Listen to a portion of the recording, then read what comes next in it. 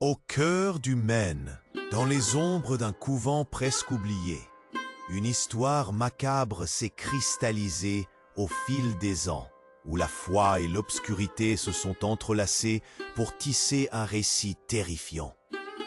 Dans les années 1800, quelque chose d'inimaginable s'est produit.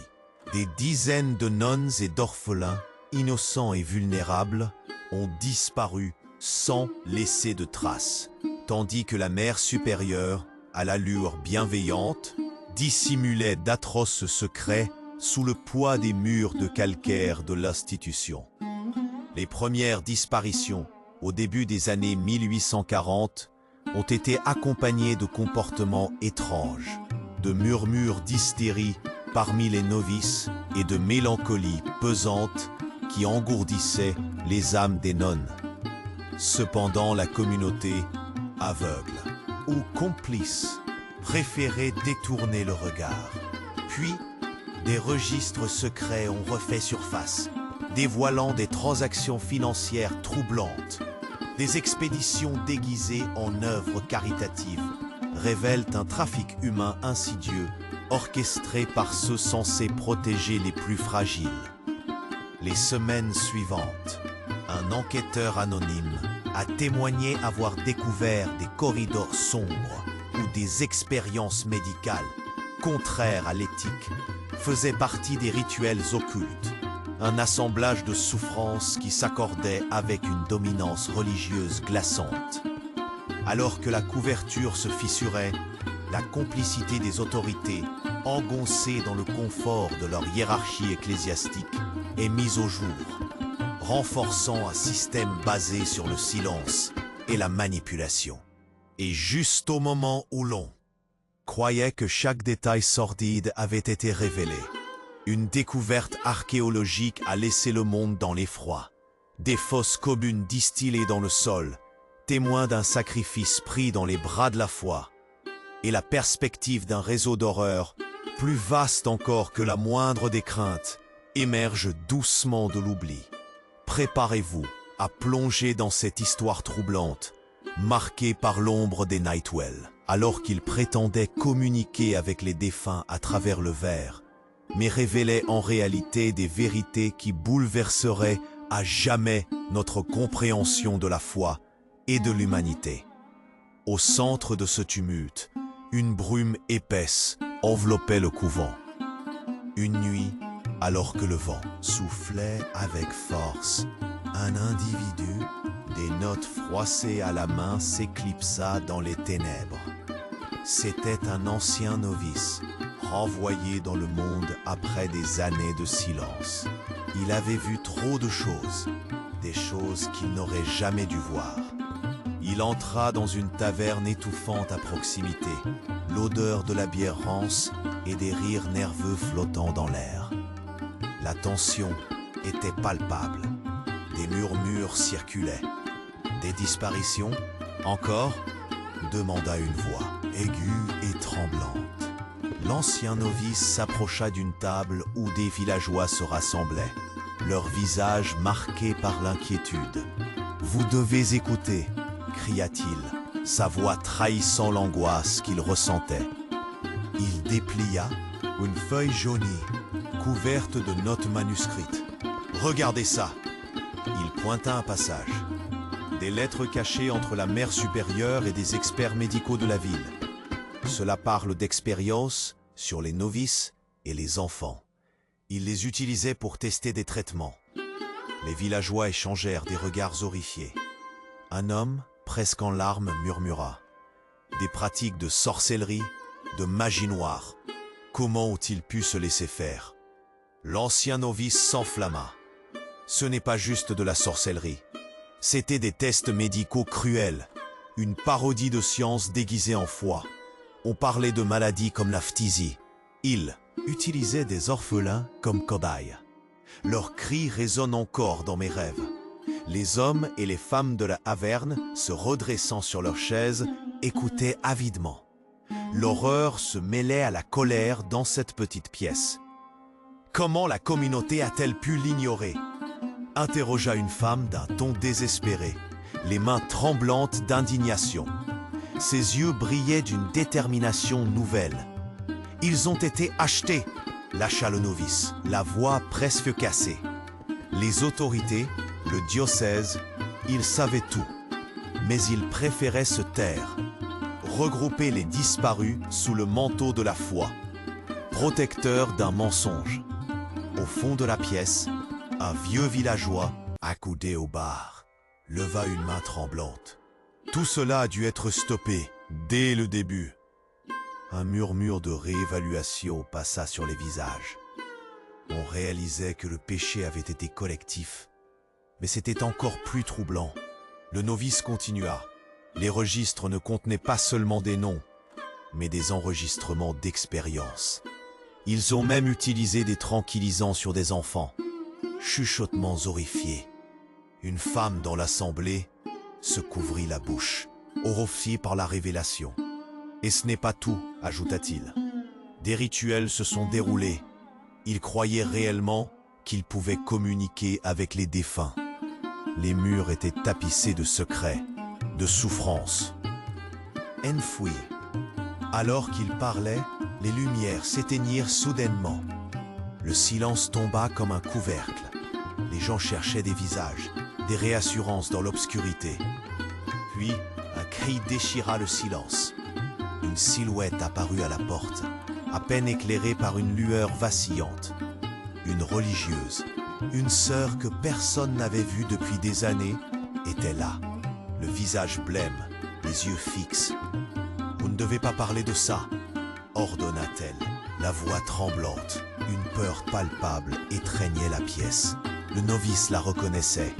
C'était l'ombre d'un passé qu'il avait fui. La tension monta d'un cran. Une lutte intérieure apparut dans son regard. Il hésita, mais il continua à parler. Soudain, la religieuse s'avança, une lettre à la main. Elle déchira le silence elle-même. Vous ne savez pas qui vous affrontez. C'est bien plus grand que ce que vous pensez.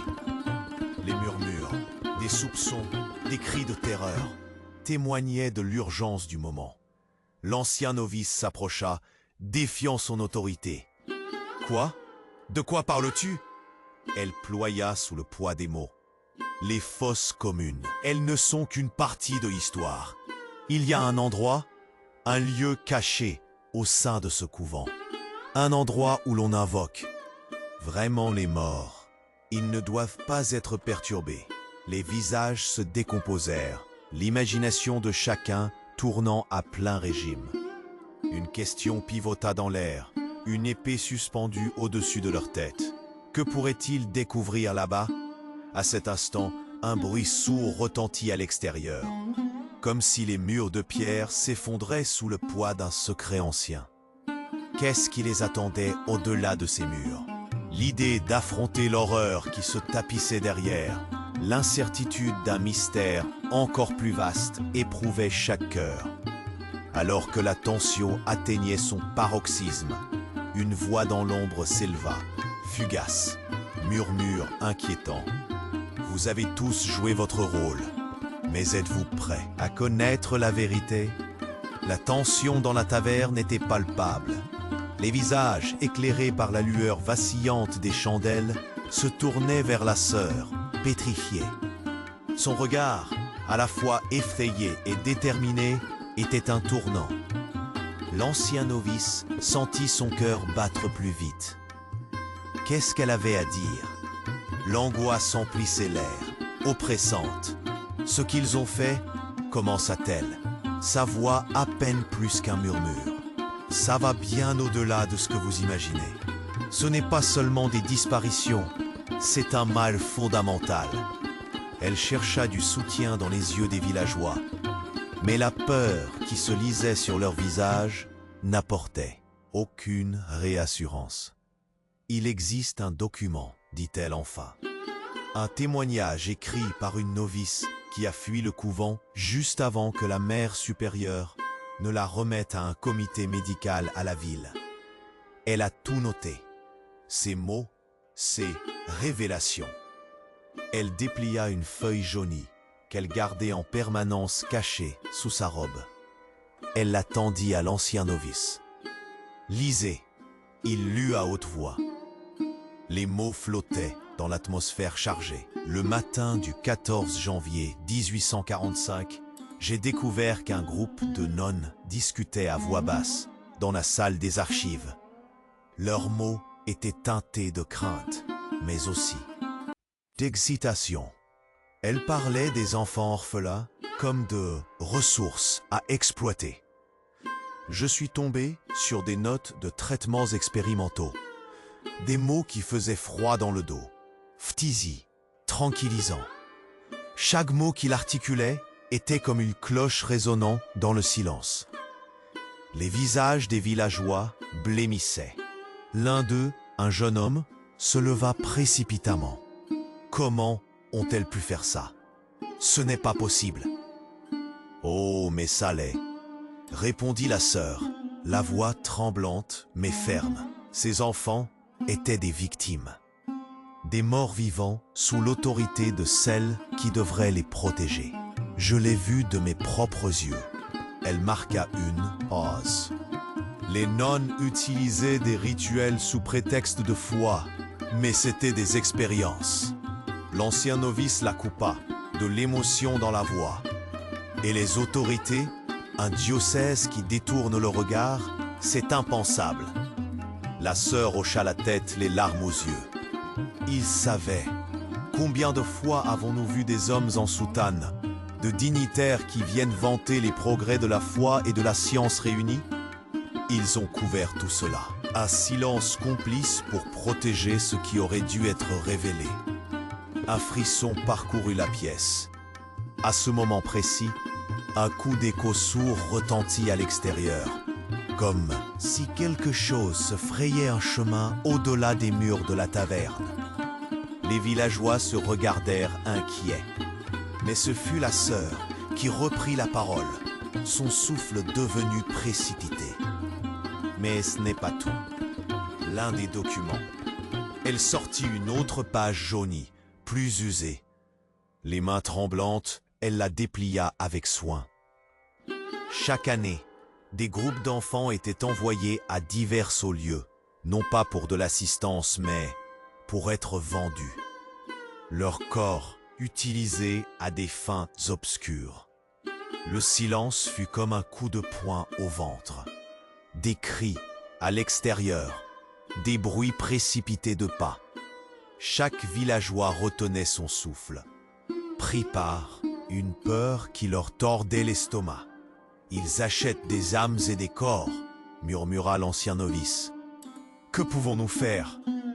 La discussion s'enflamma. Les teurs étaient en émoi. La sœur, les yeux brillants d'une détermination désespérée, haussait la voix. Vous devez agir. Si nous découvrons le lieu dont elle parle, nous pourrons l'arrêter. La vérité doit sortir.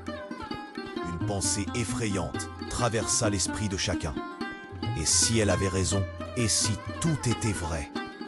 Soudain, un cri déchirant retentit. La porte fut violemment ouverte. Un homme d'allure saccadée entra, le visage blême. Il faut partir. Ils arrivent. Son cri résonna comme un alarmement. Des regards échangés, une confusion palpable. La sœur se tourna rapidement. Nous devons aller au couvent, à cet endroit secret qu'elle a mentionné. C'est notre seule chance. Alors qu'il se précipitait vers la sortie, un autre bruit éclatant, comme un fracas, retentit dans la taverne. Les fenêtres volèrent en éclats. Le chaos s'installait. Les villageois couraient dans toutes les directions, fuyant la peur soudaine et oppressante. Mais un murmure persista, flottant au-dessus du tumulte.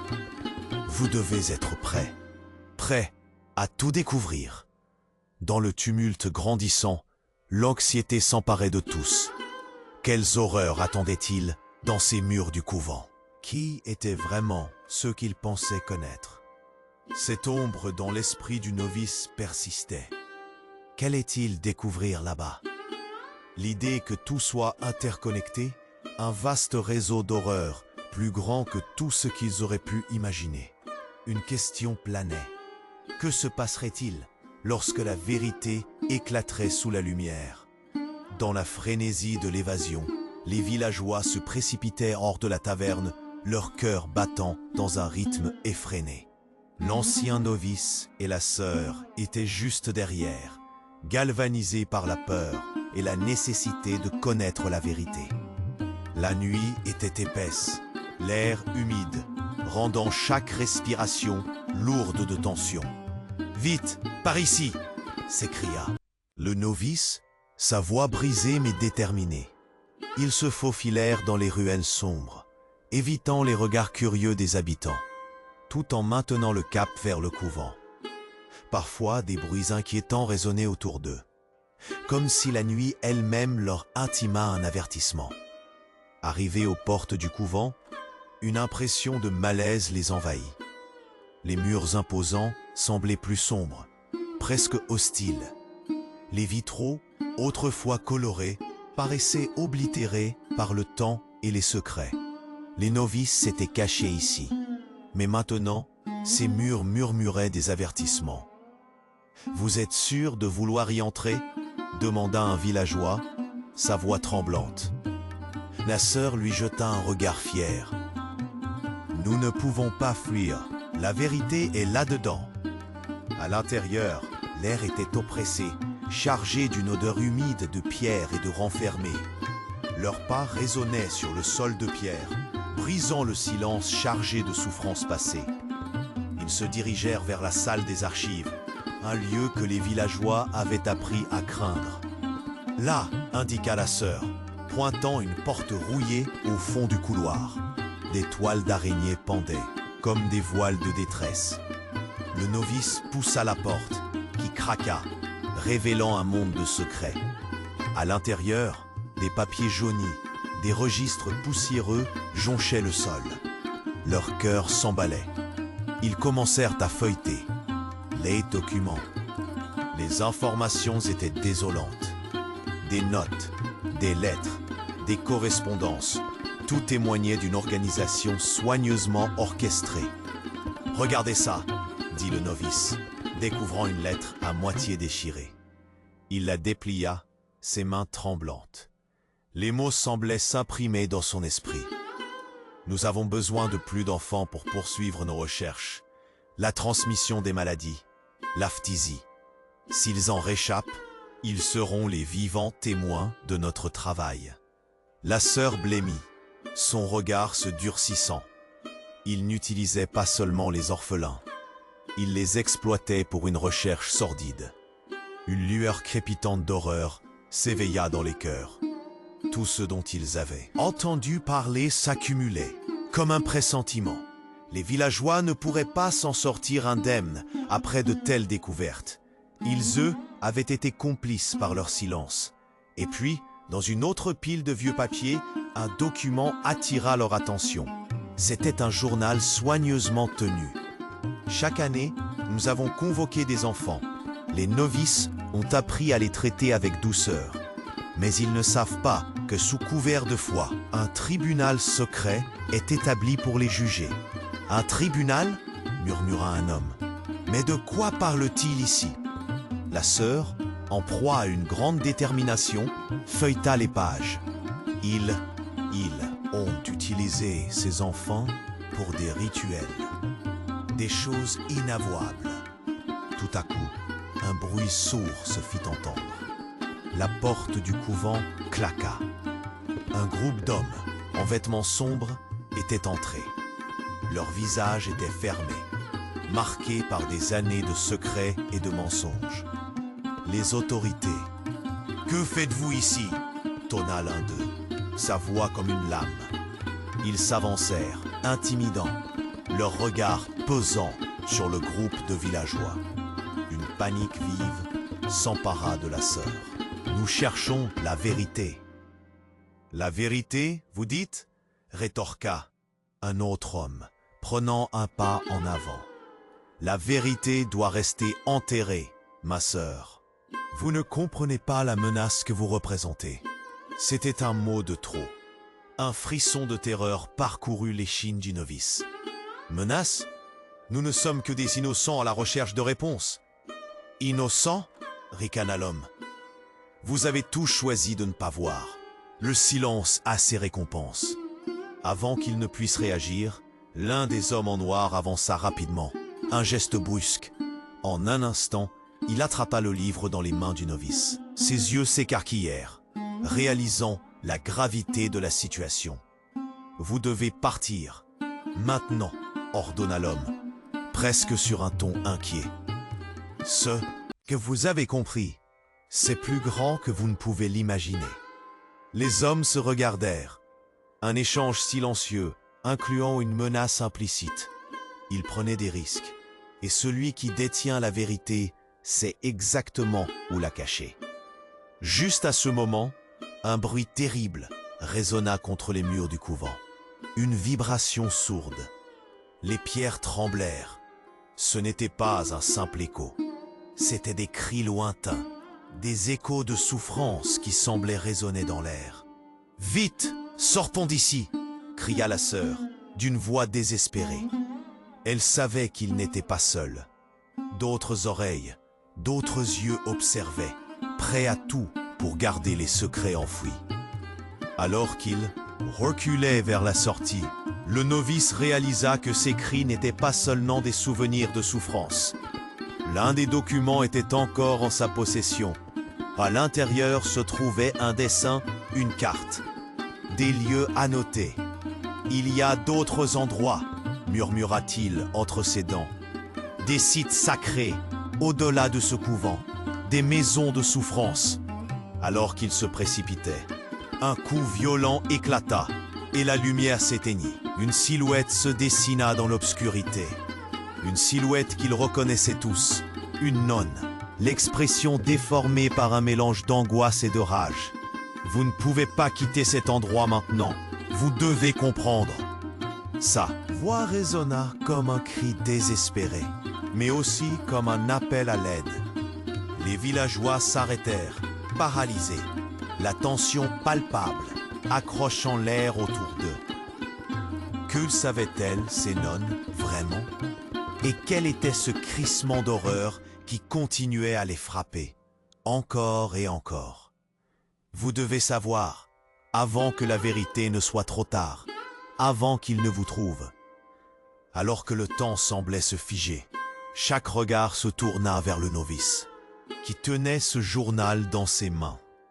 Il savait que quelque chose de bien plus sinistre se profilait. Une nouvelle révélation, l'ombre d'un danger plus grand que tout ce qu'ils avaient rencontré. Ce coup du silence s'élevait, et chaque souffle partagé était une promesse brisée. Quelque chose de terrifiant se cachait non seulement dans les murs de ce couvent, mais dans le cœur même de la communauté. Qui pourrait vraiment comprendre la profondeur de cette vérité? L'idée d'un mystère encore plus tragique les engourdissait tous. Qu'allait-il faire ensuite? Les secrets s'enroulaient autour d'eux, prêts à étouffer le moindre espoir. Tout semblait perdu. Qui pourrait échapper à cette ombre grandissante qui s'était infiltrée dans les vies de ceux qui pensaient connaître la paix? Les réponses se dérobaient sous la panique. Au moment où la sœur fit un pas hésitant vers la sortie, un cri perça l'obscurité, crevant la nuit d'une terreur insupportable. Alors que la silhouette de la nonne se tenait devant eux, la tension devint palpable. La sœur, avec un mélange de détermination et de peur dans le regard, inspira profondément, prête à s'opposer à l'autorité et à faire face à la vérité. La pièce semblait se rétrécir autour d'eux, chaque mur étouffant leurs espoirs. « Vous ne comprenez pas », commença la religieuse, mais son ton, chargé de menaces, fit trembler les villageois. L'un d'eux, un jeune homme nommé Julien, murmura « Ce n'est pas nous qui ne comprenons pas. C'est vous qui avez choisi ce chemin. » Les hommes, et noirs, observèrent, une lueur de dédain dans leurs yeux. Mais la sœur répondait à leur défi avec une force nouvelle. « Je sais ce qui se passe ici, et je ne me tairai plus. » Sa voix stridente couvrit les murmures de soupçons qui flottaient dans l'air. « Tais-toi !» rugit l'un des hommes en noir, s'approchant d'elle. La pièce résonna de son écho, une intimidation palpable. Mais la sœur continua, sa voix tremblant d'émotion. Ils ont caché la vérité, et vous le savez, ces enfants. Le novice, qui tenait toujours le journal, se mit soudainement à lire à haute voix. J'ai découvert un document scellé dans le secrétariat de la mère supérieure. Ce n'est pas que des disparitions, mais un moyen pour maintenir le contrôle sur notre foi. Il brandit le document, révélant des mots écrits à la hâte, presque désespérément. Dans un acte de foi, il est noté « Les corps des enfants disparaîtront, mais leurs âmes seront notre gain. Nous devrons prier pour qu'ils soient libérés à travers notre science. » Des murmures effrayés parcoururent la pièce. Chaque cœur battant plus vite, la peur s'infiltrant dans la conscience des villageois. « Qu'avez-vous fait ?» demanda Julien, les yeux écarquillés. La voix de la sœur, claire comme du cristal, répondit « Ces enfants, ils les utilisaient pour des rituels en dehors de notre compréhension, en quête de quelque chose. » À cet instant, une ombre apparut derrière les portes battantes. Un mouvement furtif qui fit frissonner l'assemblée. Une autre sœur, frêle et pâle, entra en trébuchant, son visage blême comme un spectre. « Ne les écoutez pas, vous ne savez pas ce qui vous attend !» s'écria-t-elle. Mais la phrase ne suffit pas à détourner l'attention. Soudain, une violente explosion retentit dans le couvent, comme un coup de tonnerre. Les murs tremblèrent, des morceaux de plâtre tombèrent au sol. Dans la confusion, la sœur plus âgée cria « Ils arrivent! Cachez-vous !» Les hommes en noir échangèrent des regards, se préparant à riposter. La terreur s'empara des villageois, tous fuyant. Mais une main solide saisit l'ancien novice par le bras. « Tu dois nous le dire, où sont les fosses communes ?» implora la sœur.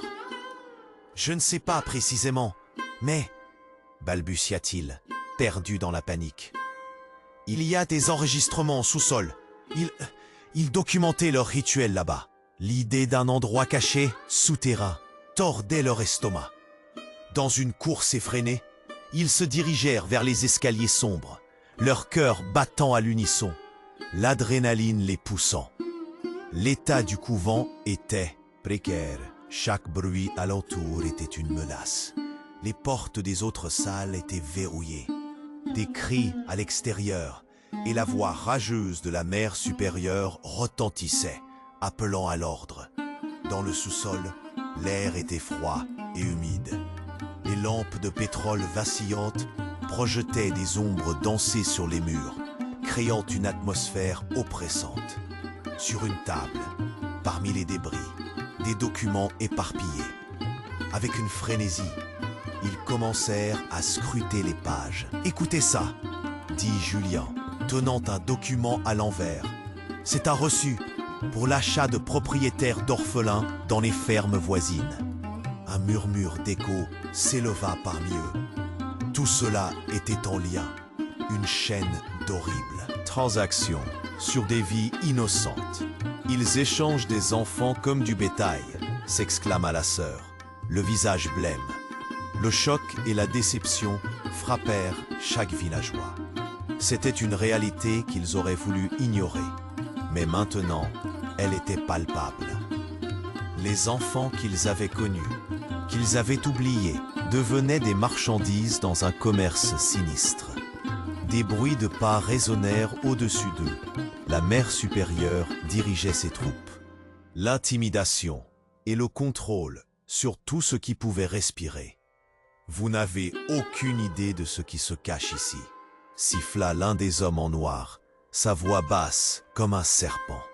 Alors qu'il continuait à fouiller le sous-sol, les murmures et secrets révélés furent soudain étouffés par un cri déchirant. Une voix féminine, une voix qu'il connaissait trop bien. « Ne partez pas, ne partez pas !» C'était l'autre sœur, celle venue précédemment, se débattant contre une emprise invisible. Les murs tremblèrent à nouveau, comme si le couvent lui-même voulait faire taire cette voix. Le regard du novice errant autour. Une question se posait dans son esprit. Qui était cette sœur? Une victime ou une complice? Était-elle vraiment en danger? Ou jouait-elle un double jeu? Nous devons l'aider, s'écria une villageoise, s'élançant vers elle. Mais la sœur la retint. Non, ne le faites pas. C'est un piège. Trop tard, un des hommes en noir s'était approché, prêt à les interrompre. Le temps paraissait suspendu. Les cœurs battaient dans un rythme effréné. Une peur grandissante. Du bruit, un fracas. Une porte s'ouvrit à la volée. La mère supérieure elle-même se tenait là, les bras croisés, son regard perçant, pesant comme une menace. Vous pensiez que nous vous laisserions partir si facilement? Sa voix était glaciale, emplie de dédain. Puis, dans un éclair de tension, la sœur prise au piège hurla, mettant à jour une vérité encore plus frissonnante. Il y a des enfants ici. Ils ne sont pas morts, mais emprisonnés. Nous allions les libérer. Les mots tombèrent comme une bombe. Les villageois se figèrent, un frisson d'horreur les parcourant. Emprisonnés, les enfants, devenus monnaie d'échange, mais maintenant, leur existence même était suspendue à un fil. Et les visions cauchemardesques de ce qui pouvait les attendre dans ce lieu maudit devinrent plus qu'un souffle d'angoisse. La sœur de la mère supérieure, bien plus qu'une simple membre de la congrégation, détenait la clé d'une réalité bien plus sombre. La lumière de la lampe vacilla, et dans le coup de feu que provoqua l'angoisse ambiante, le bruit résonna d'un dernier cri. Un appel à l'espoir, désormais assombri par le désespoir. Que devons-nous faire maintenant? Chuchota le novice, presque dans un souffle. Les murs semblaient se rapprocher alors que l'avenir s'assombrissait. Quelle vérité allait encore se révéler alors que l'ombre de cette institution oppressante planait toujours sur eux? Et dans l'air devenant lourd, la pensée d'une découverte imminente, une ouvre à l'horreur inéquitable, les engouffra tous dans le silence que cacherait cette nuit dans l'ombre des murs de pierre calcaire. Le mystère s'épaississait, et chaque pas semblait les rapprocher de quelque chose de plus gros, plus terrible encore. La tension dans la salle était insupportable. Les regards circulaient, figés sur la mère supérieure, qui se tenait avec une autorité mêlée de désespoir. « Vous n'allez pas comprendre », insista-t-elle, mais son visage trahissait la peur plus profonde qu'elle ne voulait l'admettre. Les villageois attendaient, ondulés entre angoisse et colère. « Nous savons déjà que le mal est ici », s'exclama le novice, sa voix tremblante mais résolue. La sœur plus âgée, avec une intensité dans les yeux, regardait chaque visage. « Vous devez comprendre que les vérités terrifiantes que nous avons découvertes ne s'arrêtent pas ici. » Elle brandit un autre document. Ses mains tremblaient alors qu'elle ouvrait la feuille jaunie. Les mots qui suivirent transformèrent instantanément l'atmosphère. Cela parle d'un projet de conservation réalisé au sein même de ce couvent. Les murmures se turent, chaque oreille attentive. Écoutez ceci, les enfants seront préservés pour études ultérieures. Ils deviendront des sujets d'expérimentation pour la compréhension des maladies mentales, incluant l'hystérie et la mélancolie. Le choc traversa la pièce, une onde de terreur résonnant dans chaque cœur.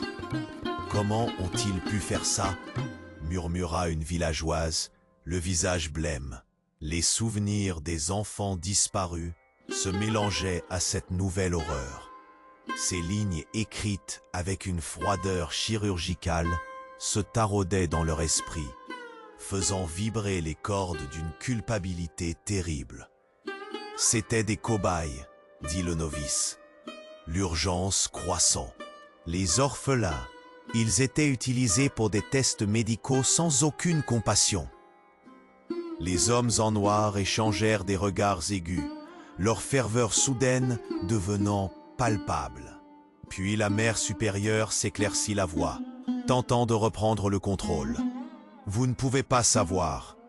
Vous ne comprenez pas l'importance de garder cette connaissance secrète. Il y a une raison, un équilibre à conserver. L'un des villageois, un homme d'un certain âge, se leva. Mais à quel prix?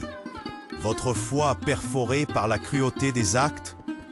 La question flottait dans l'air, et chacun ressentait le poids de ses mots. La sœur chercha son regard, puis s'écarta, laissant le silence s'installer à nouveau. Les cris d'enfants, une résonance lointaine, semblaient provenir des profondeurs des murs de pierre calcaire.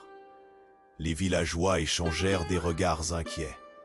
Était-il possible qu'il y ait réellement des enfants emprisonnés ici, attendant les échos d'un avenir incertain? Au fond de la salle, un jeune homme, encore sous le choc, ajouta « Il n'y a jamais eu de blâme. Ils ont toutes les complicités, les autorités, le diocèse même. Ils ne peuvent pas être innocents. » La véracité des paroles pesait lourdement dans l'air. Et c'est là qu'un bruissement se fit entendre à l'entrée de la pièce. Une nonne, le visage blême, se glissa à l'intérieur. Son regard était troublé, une flamme d'hésitation dans ses yeux. « Vous ne devez pas être ici », murmura-t-elle, presque un cri d'alerte. « Vous n'avez aucune idée de ce qui se passe derrière ces murs. »« Que sais-tu, sœur ?» demanda avec insistance l'ancien novice. Chaque mot était chargé de supplication, comme si son âme était accrochée à cette question. Elle sembla hésiter, puis murmura « J'ai vu un document qui parle d'une chambre secrète, quelque part ici. La mère supérieure et d'autres nonnes y recueillent des enfants pour des rituels. On les appelle les élus. » Le mot flotta comme une ombre dans la pièce, laissant tout pétrifié. « Les élus ?» demanda un villageois, la voix tremblante. « De quoi s'agit-il » On dit qu'ils ont le pouvoir de communiquer avec le passé. Les âmes perdues sont invoquées à travers leur corps. Les rituels doivent avoir lieu dans la chambre. C'est un endroit où la foi rencontre l'horreur, une fusion d'ombre et de lumière. Son visage blêmit à nouveau, la peur enveloppant chacun de ses mots. Une onde de questions se propagea. Les villageois commençaient à comprendre que ce couvent ne contenait pas seulement des disparitions d'enfants. C'était une usine de secrets. Soudain, un grand bruit interrompit la conversation. La porte de la salle s'ouvrit à la volée, laissant entrer un souffle gélifiant. Des hommes en noir, visages cachés, entrèrent vivement. « Vous êtes tous sous arrestation », ordonna l'un d'eux, son ton dur. L'urgence devint palpable, chaque éclat de voix résonnant avec la menace. « Vous êtes des traîtres », ajouta un autre en avançant, fixé sur la sœur. L'agitation gronda parmi les villageois. « Nous devons nous échapper », hurla l'ancien novice, se dirigeant vers un côté de la pièce. Mais alors que le chaos s'installa, la sœur blâma soudain les pieds des hommes. Un mouvement furtif, comme une flamme, attira son attention. « Non, ils ont le livre !» désigna-t-elle. Un grand frisson traversa la salle. Leur secret, cette vérité qu'ils cherchaient désespérément, était en danger. Le document que l'ancien novice avait découvert était là, sous leurs yeux, au cœur de la tourmente. « La chambre d'invocation, il faut y aller !» pressa le novice. Mais alors que leur élan se consolidait, une détonation soudaine éclata. Un bruit terrible qui secoua les murs, et les lumières vacillèrent. Les villageois, pris de panique, commencèrent à courir dans toutes les directions. Au milieu de la mêlée, un visage apparut, celui de la sœur emprisonnée. Elle était là, soudain devant eux. « Vous devez trouver la vérité dans la chambre. Mais avant qu'elle ne puisse achever son propos, la lumière s'éteignit complètement. Et dans le sillage de la lumière moribonde, une voix familière se fit entendre dans un murmure désespéré. Ce que vous allez découvrir changera tout. Tous retinrent leur souffle. Le mystère avait pris une tournure encore plus sinistre. Ce qu'ils pouvaient rencontrer là-dedans, derrière ces murs, pourrait non seulement les détruire, mais pourrait aussi détruire l'idée même de ce qu'ils croyaient. Le temps de l'innocence touchait à sa fin, laissant place à une réalité où l'obscurité régnait. Quoi qu'ils trouvent dans cette chambre, cela déciderait de leur destin. Et ceux qui s'adonnent aux ombres ne sauraient qu'ils étaient sur le point de franchir une ligne qui ne pourrait jamais être rétablie. Au cœur du couvent, une ombre pesante enveloppait chaque recoin. Les villageois, le souffle court, resserraient leur étreinte autour des derniers documents découverts, preuve tangible d'une horreur insoupçonnée. En dépit de la frayeur qui flottait dans l'air, un puissant besoin de vérité les poussait à avancer. « Regardez ceci !» s'exclama l'ancien novice, tenant en l'air une lettre jaunie. Ses mains tremblaient de colère et d'émotion. C'est une correspondance entre la mère supérieure et des médecins du diocèse. Les mots écrits avec une pointe d'angoisse s'alignaient sur le papier jauni. Nous avons besoin de davantage de sujets. Les résultats des dernières expériences promettent d'être révélateurs. Une sueur froide parcourut l'échine des villageois alors qu'ils prenaient la mesure de l'horreur que contenaient ces lignes. Ils avaient espéré que leur quête les guiderait vers des réponses. Mais ce qu'ils trouvaient ne faisait qu'assombrir leur mission. Il était désormais évident que les disparitions n'étaient que la surface d'une horreur bien plus profonde. Tout au long des décennies, les murs de ce couvent avaient absorbé des cris silencieux, des pleurs étouffés, des secrets d'âmes perdues. Les enfants orphelins, envoyés ici comme refuge, étaient en réalité des cobayes pour des rituels mystérieux. « Comment avons-nous pu rester aveugles ?» murmura une villageoise, son visage déformé par la douleur et la trahison. « C'était la complicité des autorités », répondit l'un des villageois, les poings serrés. Ils savaient, ils ont couvert ces atrocités.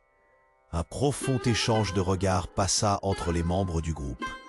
La culpabilité se mélangeait à l'indignation.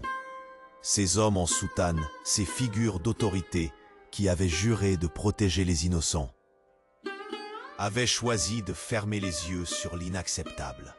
Le novice ressentit une pression dans sa poitrine. « Nous devons nous rendre à cette chambre secrète !» s'écria-t-il. L'urgence dans la voix. Ils l'ont mentionné dans le journal. C'est là que se déroule le rituel. Ils devaient aller au bout de leur quête, même si la peur les étreignait. Se frayant un chemin à travers les corridors sombres, les villageois parvinrent enfin à une porte en bois vieille et grise, recouverte de symboles bizarres et de fissures. « C'est ici !» cria la sœur, haletante d'angoisse. L'ancien novice poussa la porte dans un grincement qui résonna comme un cri à travers le silence. À l'intérieur, l'atmosphère était suffocante. Des chandeliers en fer noircis par le temps éclairaient à peine les contours d'un espace obscurci par des ombres. Des objets étranges étaient éparpillés sur des tables, des prototypes médicaux d'un autre temps, éprouvettes, fioles de verre, notes griffonnées à la hâte. Sur une haute étagère, un vieux grimoire reposait. Je l'ai vu dans des écrits anciens. C'est ce qu'ils utilisaient pour canaliser, ce qui devait être canalisé, murmura une sœur, réalisant tout à coup l'ampleur des rituels qu'ils avaient cherché à dévoiler. Les villageois se rapprochèrent, l'atmosphère d'inquiétude se renforçant à mesure qu'un frisson d'appréhension les saisissait. On mesure la réaction des enfants au traitement. Et leurs âmes? Elles ne seraient qu'un effet secondaire, un coût à payer pour un gain qu'ils espèrent, ajouta l'ancien novice, réalisant les étendues de la manipulation orchestrée par l'institution. Tout à coup, une nouvelle révélation surgit. Un document, oublié sous une pile de feuilles, glissa au sol. Avec des mains tremblantes, un villageois le ramassa, et lorsque ses yeux parcoururent les lignes, il blêmit. Il y a d'autres foyers, d'autres couvents. Ils sont tous reliés dans une toile de corruption qui dépasse ce que nous avions imaginé.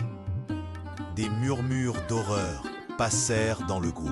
La même logique tordue se répétait dans les institutions, engendrant une contamination de l'innocence au nom de la foi.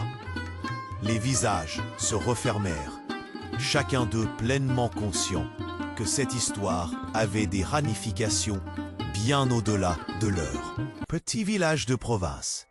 « Nous devons tout révéler !» s'exclama l'ancien novice, l'esprit embrasé par l'urgence.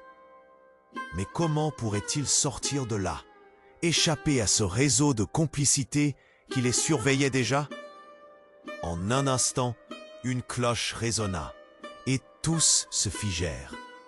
Leur moment de tranquillité fut soudainement brisé. Une silhouette se tenait à l'entrée de la chambre, l'ombre d'une nonne, la mère supérieure elle-même. Son visage émacié était tiraillé par une expression de panique. « Vous ne comprenez pas le danger que vous encourez !» hurla-t-elle, sa voix résonnant avec une résonance de désespoir. « Le danger est déjà ici !» répliqua le novice. Le défi, vibrant dans sa voix. « Vous avez sacrifié des vies innocentes pour des rituels horribles. Quelle victime êtes-vous prête à entraîner dans l'obscurité ?» Les murs du couvent semblaient vibrer avec une inquiétude grandissante. La mère supérieure, tremblante, s'avança d'un pas. « Vous jouez avec des forces que vous ne comprenez pas. » Soudain, un grondement sourd se fit entendre. Le sol trembla et les bougies vacillèrent. Le couvent tout entier semblait entrer dans une danse chaotique. « Fuyez !» cria l'un des villageois, et tous se précipitèrent vers la sortie. Mais une lumière éblouissante, telle une explosion de colère divine, jaillit des murs. Le mystère qui les entourait s'intensifia. En un instant, le couvent commença à se fissurer.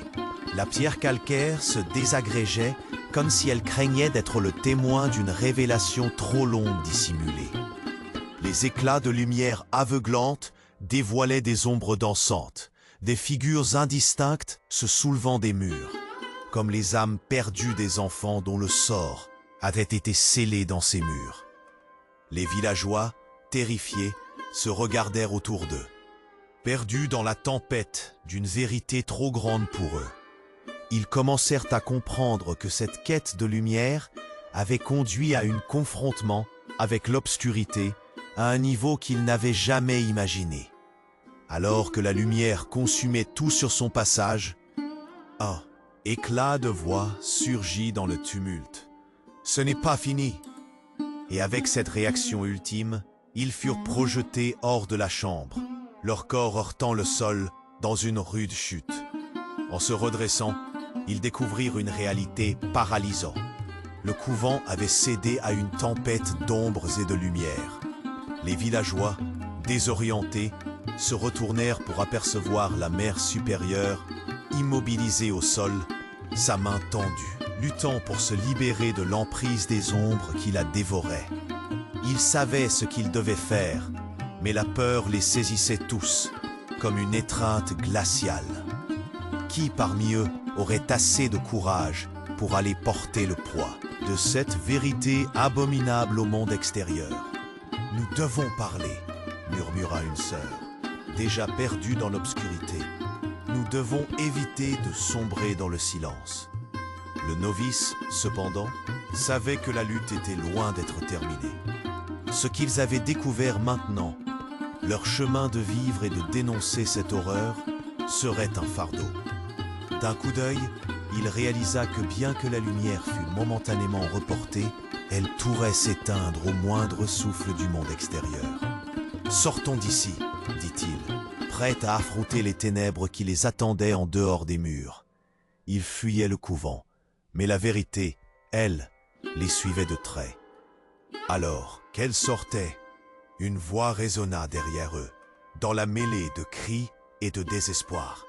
« Vous avez encore une chance de faire entendre votre voix. » Cette déclaration marquait le début d'une vérité qui continuerait à les hanter. Que vont-ils croire? Que vont-ils faire? Se demandèrent les villageois. Alors que l'obscurité se refermait autour d'eux, la quête pour dévoiler les mystères de la foi, de la douleur et de la complicité venait seulement de commencer. Et au loin, la silhouette majestueuse du couvent s'estompa. Mais les cris de ceux qui avaient été laissés derrière résonnaient encore, les rappelant inlassablement à l'urgence de leur mission.